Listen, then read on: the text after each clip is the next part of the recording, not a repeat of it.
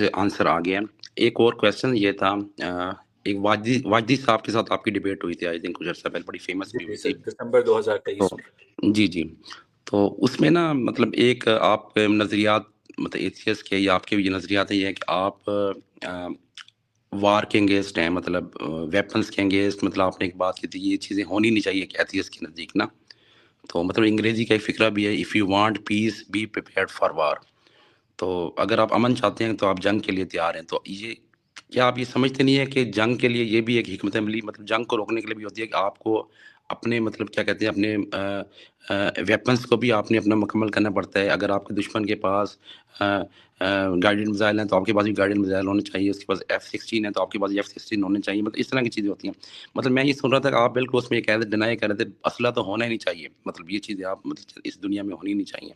मतलब एक एथियस्ट की नज़र से आप ये बात कर रहे थे। तो आप ये नहीं समझते ये कोई इर्रेशनल किस्म की बात आप कर रहे थे, मतलब इस तरह मुझे की? यासिर नदीम वाजदी साहब के साथ इस बात का कॉन्टेक्स्ट याद नहीं है, क्योंकि ये एक पॉलिटिकल स्टेटमेंट है। ठीक है, एक एथियस्ट जो है वो प्रो वेपन भी हो सकता है और एंटी वेपन भी हो सकता है। एक एथियस्ट को खाने में ऑमलेट भी पसंद हो सकता है और उबला हुआ अंडा भी पसंद हो सकता है। ये अगर मुझे याद नहीं है कि मैंने वो यासिर नदीम असल वाजदी में ना वो इस मैं सेंस में बात हो रही थी, मैं आपको याद करवा देता हूँ वो मैंने ना यासिर नदीम वाजदी साहब से जो मेरी बात हुई होगी, मैं अज्यूम कर रहा हूँ क्योंकि मेरा एक मौकफ है, वो ये कि मैं ज़ाती तौर पर नेशन स्टेट के खिलाफ हूँ। मैं बाउंड्रीज के खिलाफ हूँ, मैं किसी भी मुल्क के खिलाफ हूँ। आप इमेजिन करें कि अगर इज़ दुनिया इट के पॉसिबल अवैस मैं is it possible nation state की आप अब्राहम खिलाफ लिंकन हैं? से पहले स्लेवरी का खात्मा भी पॉसिबल नहीं था। लियोनार्डो डा विंची ने जब हेलीकॉप्टर का डिजाइन बनाया था तो लोगों ने यही कहा था, इज इट पॉसिबल? आज वो पॉसिबल हो चुका है।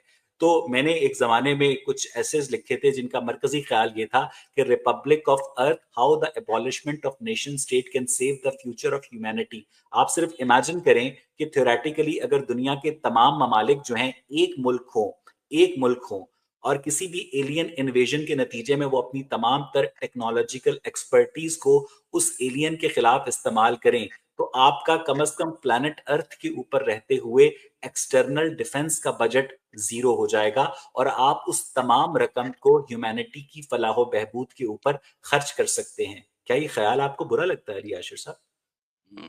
अच्छा, आप नेशन स्टेट की बात कर रहे हैं जहाँ पर ना मतलब आप कहते हैं वन नेशन स्टेट की बात कर रहे हैं। वैसे आप नहीं समझते कि वर्ल्ड वॉर 2 के बाद इस टाइम 5 नेशन स्टेट ही चल रहा है। यहाँ पर अमेरिका है, रूस है, उसमें आपका ये फ्रांस आ जाएगा, फिर आपके साथ ये बाकी ममालिक इंग्लैंड और ये मतलब ये 5 ममालिक दुनिया उसमें चाइना भी आपका आ जाता है, अच्छा, जो जिनको वीटो वीटो सेकंड मतलब वर्ल्ड हम वॉर तो के बाद नाइन यानी आप पाकिस्तान 1945 को की तो आप पोस्ट मुल्क जंग। तो तस्लीम नहीं करते हम लोग। ये तो हमें कॉलोनीज़ हैं जितने मुल्क हैं, ये 5 कंट्रीज़ इनके अंडर ही सब दुनिया चल रही है, नहीं निज़ाम नहीं, चल रही है, इनके कंट्रोल। अरे याशिर साहब, ये एक बहुत ही वो क्या कहते हैं, पॉलिटिकल साइंस की एमए के फर्स्ट ईयर की जो डोगर की किताब होती है ना, उसमें इस तरह की बातें लिखी होती हैं। लेकिन अब जो है हकीकतें थोड़ी सी चेंज हो गई हैं। 1945 की सेकेंड वर्ल्ड वॉर के बाद जो पोस्टडैम कॉन्फ्रेंस हुई थी और तब से लेकर 1989 में जब दीवारें बर्लिन गिरी थी, तब तक बुनियादी तौर पर एक बायपोलर वर्ल्ड था। और उसके बायपोलर वर्ल्ड जब खत्म हुआ, जब सोवियत यूनियन का इन्हेदाम हुआ 1991 में गोर्बाचोव के दौर में, तो उसके बाद से दुनिया जो है वो एक यूनिपोलर वर्ल्ड से मल्टीपोलर वर्ल्ड की जानिब आ गई है। अब रीजनल पावर्स हैं और उस तरह से कोई एक सुपर पावर नहीं है जो पूरी दुनिया के फैसले कर रही हो। अली आशिर साहब, सही है। चलें, अच्छा आपसे थोड़ा एक डिफरेंट क्वेश्चन भी करते हैं कि मुसलमानों से आपकी हमदर्दी है या किसी के साथ हमदर्दी नहीं है? मतलब आप फ़लस्तीन के इश्यू के ऊपर आ जाएँ, कश्मीर में आ जाएँ, कोई आप मतलब इसके आपका दिल दुखता है या क्या होता है? एज़ एथियस्ट क्या मतलब फ़ील करते हैं आप इन चीज़ों को? ज़ुल्म के खिलाफ जो भी हो, किसी किस्म का हो, क्या कहेंगे इसके बारे में? जब 7 अक्टूबर 2023 को हमास ने इसराइल की सिविलियन पॉपुलेशन पर हमला किया था और इसराइल के नन्हे मासूम बच्चे मारे गए थे, बूढ़े औरतें मारी गई थी, आपका दिल दुखा था? मेरा दुखा था। सर, जब भी कोई हाँ, बेगुनाह मारा जाता है, चाहे वो बेगुनाह बिल्कुल ये बात जिस है। मर्जी रिलीजन से ताल्लुक रखता हो, बिल्कुल ऐसे ही है। जिस मर्जी एथनिक बैकग्राउंड से ताल्लुक रखता हो, तो इसमें एथियस्ट की या बिलीवर की या मुसलमान की या हिंदू की या सिख की बात नहीं आती है, आपका दिल दुखता है अली आशिर साहब।